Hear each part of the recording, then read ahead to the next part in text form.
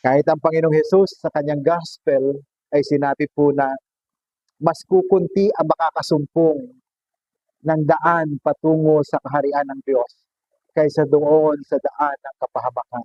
Sapagkat anong pong sabi niya, mas madali pa sa isang kamilyo na makapasok sa butas ng karayom kaysa isa-isang mayaman o nagpapakasasa sa kayamanan na makapasok sa kaharian ng Diyos.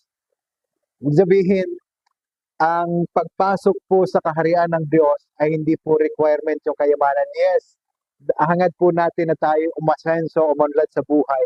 But yung pagkakaroon po ng kayamanan ay hindi garantiya na tayo po ay makakapasok sa kaharian ng Diyos.